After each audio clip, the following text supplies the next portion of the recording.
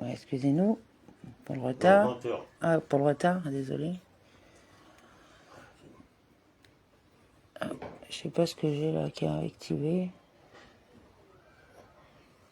Bon, c'est pas grave, on verra ça après. Non mais ça va m'embêter là. Ça y est, je sais pas, j'ai eu un truc qui s'est activé. Alors, donc étude du jour, le Tanya. Rêve Tov à tous et toutes. 15 liards, 5785, écoutez.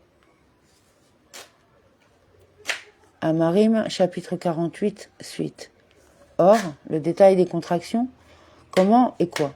Ce n'est pas là l'endroit pour les expliquer. Mais de manière globale, il s'agit d'une dissimulation et d'un voilement de la diffusion de la lumière et vitalité, de sorte qu'elle n'illumine et ne soit portée aux créatures inférieures de manière révélée, pour se vêtir d'elles, agir sur elles et les animer de manière à ce qu'elles existent ex nihilo, que dans une très grande petite mesure de lumière et vitalité, pour qu'elles soient dans un état de limite et de finitude. La révélation de la lumière vitalité divine n'aurait pas permis de l'existence d'être finis. Le Tzimtzum permet la dissimulation de cette vitalité. Seul un infime reflet de lumière et de vitalité s'exprime encore dans les êtres créés.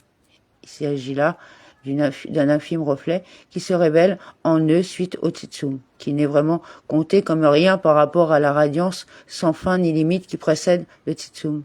Il n'y a aucune valeur commune ni rapport entre eux. Autrement dit, la différence entre le reflet qui résulte des Tzimtzum et la lumière qui le précède n'est pas simplement différence quantitative, fut-elle de l'immensément grand à l'immensément petit. Ils n'ont strictement plus aucune similitude. Comme l'on connaît le sens du mot valeur en termes de nombre, le chiffre 1 une certaine valeur par rapport au nombre 1 million, car il représente le millionième partie de celui-ci. 1 et 1 million sont commensurables, c'est-à-dire que le chiffre 1 représente une fraction du nombre 1 million. Si cette petite fraction est soustraite, on n'obtient plus 1 million. Mais par rapport à quelque chose qui est absolument sans limite et sans nombre, aucun nombre ne saurait être insignifiant, car même 1000 milliers et de dizaines de mille myriades, comparés à l'infini, ne sont pas mêmes comme la valeur du chiffre 1 par rapport à 1000 milliers de milliers et 10 000 myriades. Comme dit précédemment, ces nombres demeurent commensurables. Le chiffre 1 représente une certaine fraction de la somme totale. En revanche, un tel nombre, aussi immense soit-il, ne peut pas être défini comme une portion de l'infini. Plutôt, ils n'ont aucune commune mesure et sont vraiment comptés comme rien.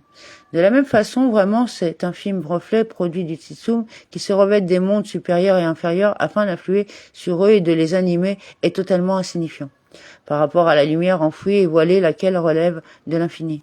Ils ne se revêtent pas et n'influent pas dans les mondes de manière révélée pour les animer, mais les enveloppe d'en haut, c'est-à-dire qu'elle agit sur les mondes d'en haut, tout en demeurant dans sa transcendance, et est appelée Sovel Kol Olmin, qui entoure tous les mondes, à la différence de la lumière qui emplit tous les mondes en se revêtant de telles lames qui animent le corps. Cela ne veut pas dire qu'elle encercle et enveloppe les mondes d'en haut sur le plan de l'espace, autrement dit qu'elle serait extérieure au monde, à Dieu ne plaise, car la notion d'espace n'est pas envisageable dans le spirituel. Mais plutôt il s'agit de dire qu'elle encercle et enveloppe les mondes d'en haut en ce qui concerne la révélation de l'influence qu'elle exerce en eux, son influence n'étant pas révélée, car l'influence qui est dans un état de révélation dans les mondes est appelée revêtue. On dit qu'elles se revêtent des mondes, car ils revêtent et saisissent l'influence qu'ils reçoivent. En revanche, l'influence qui n'est pas dans un état de révélation, mais qui est dissimulée et voilée sans être appréhendée par les mondes, on ne dit pas qu'elles se revêtent des mondes, mais qu'elles les enveloppent et les encerclent.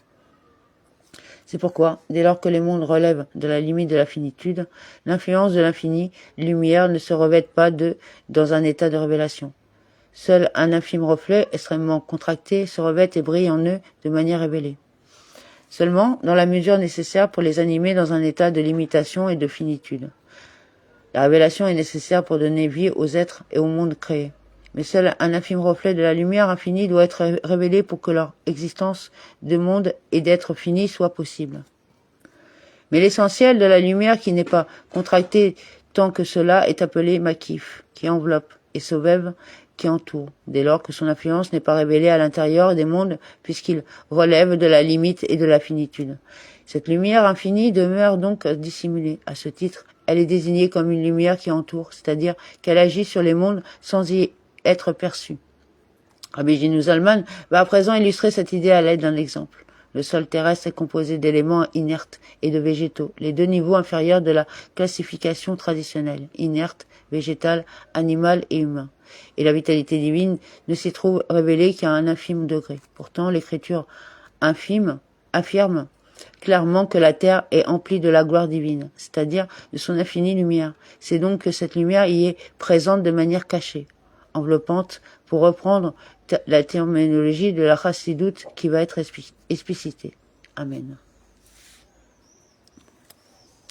Donc n'hésitez pas à partager, à mettre un like pour référencer la vidéo.